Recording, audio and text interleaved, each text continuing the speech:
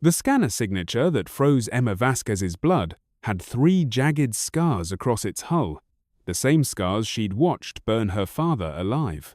"Contact bearing 27 Mark 4, announced the bridge AI with mechanical indifference. "Configuration matches Void Dancer, Class Raider." Emma's coffee mug shattered against the deck plating.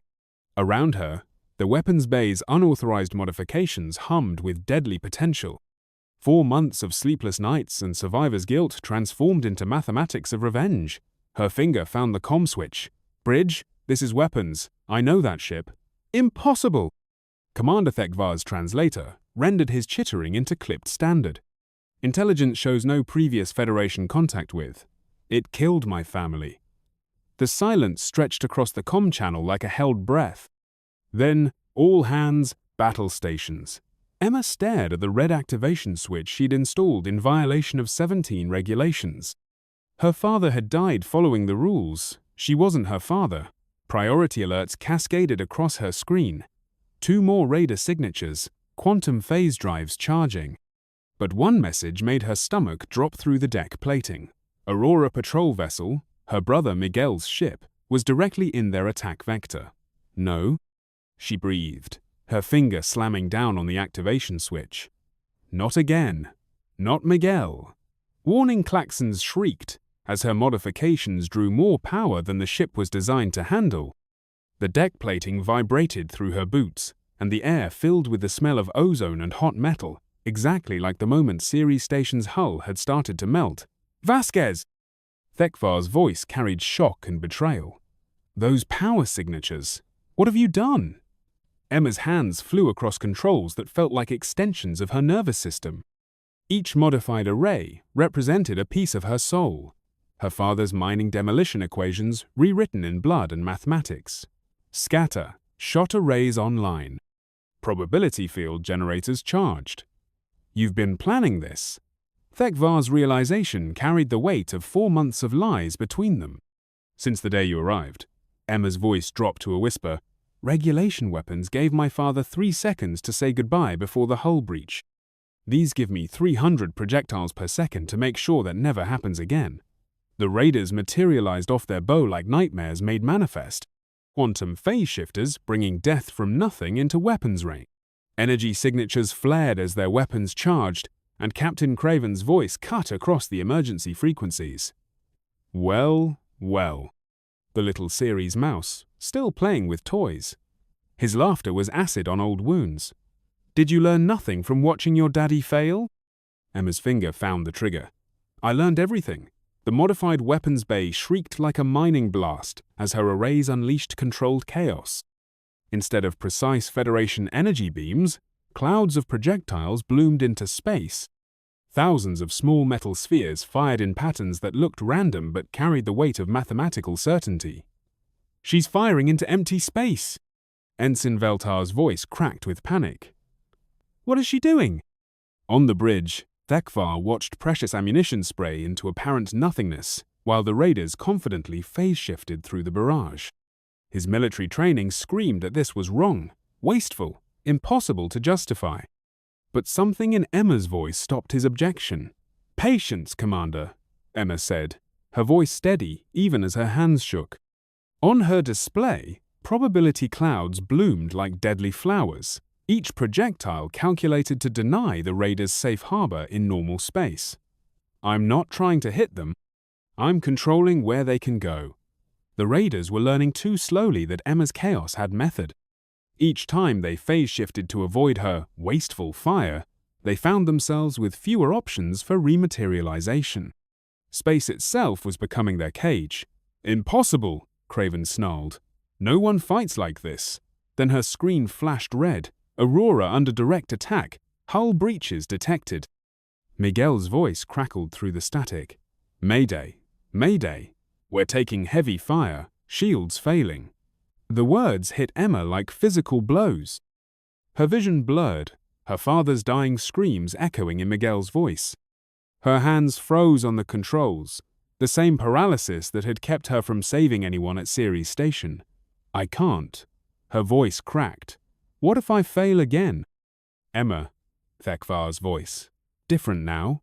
Gentle. understanding. I see what you're doing. The patterns. They're not random.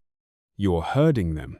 Emma's mouth tasted like copper and fear, the same flavor as the day Ceres died. 5 years ago, I lost my entire crew following protocols. Thek'var continued quietly. Perfect regulations, perfect failure. Maybe it's time I learned something new.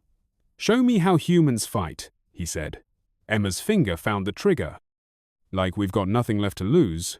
But her first trap was only partially successful. The raiders had adapted, their AI systems learning to predict her probability fields. 2 ships broke free, converging on the Aurora's position. Damn, Emma whispered, then louder. All weapons stations, new pattern. Follow my lead. She triggered her father's final equation, the one he'd never had time to use. Her modifications turned the weapons bay into a composer's studio, each projectile a note in a symphony of controlled destruction. This time, she didn't try to herd the raiders. She made space itself their enemy. Mining charges, converted for zero-gravity deployment, launched from hidden dispensers, filling critical vectors with expanding debris fields. The Concordia shuddered as Emma's modifications pushed the ship beyond its design limits, power systems screaming in protest. Hull stress at 90%. Chief Petty Officer Zal called out, "We can't maintain this." Almost there, Emma breathed, watching as her trap completed. The raiders found themselves caught between overlapping fields of metal and mathematics, their quantum drives unable to phase through solid matter. Captain Craven's confidence cracked. "You're destroying your own ship." "Sometimes," Emma said, feeling lighter than she had in years. "Survival requires breaking every rule except the one that matters most." The Void Dancer tried to break free with overcharged engines, but Emma had learned from her father's mistakes. Her final volley didn't aim for the ship. It aimed for the space the ship would occupy in 3 seconds. The impact sent shockwaves through both vessels. The Void Dancer tumbled, its hull cracked, emergency power flickering. For the first time in their predatory careers, the raiders were the ones forced to retreat. Emma's screen flashed with incoming messages. Miguel's voice, shaky but alive. "Thanks for the save, sis. Dad would be proud." Other ships, throughout the engagement zone. "How did you do that? Can you teach us?" Request immediate tactical consultation. She turned to find her weapons bay filled with alien crew members, their various appendages reaching out to examine the modifications that had saved their lives. Ensign Veltar approached hesitantly, his mandibles clicking with what she'd learned was Keth-Mori embarrassment. "I mocked your primitive ballistics," he said quietly. "I was wrong." Dr. Hex, the ship's medical officer, stepped forward. "Specialist, your stress responses during combat. They're not weakness, they're adaptation. Your trauma made you see patterns others missed."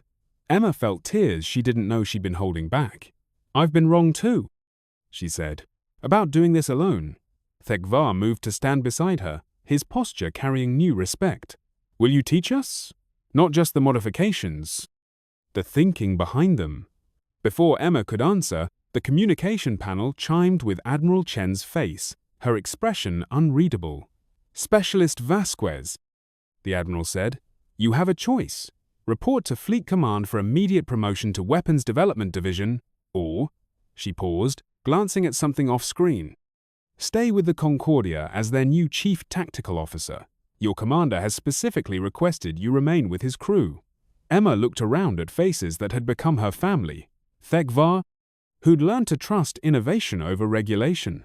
Veltar, eager to learn from his mistakes. Dr. Hex, who understood that strength could come from scars. Chief Zal, who respected effectiveness over protocol. "With respect, Admiral," Emma said, her voice carrying certainty she'd never felt before, "I'm already exactly where I need to be." The Admiral smiled. "I hoped you'd say that. The fleet will adapt your modifications as standard equipment, and you'll train other crews remotely.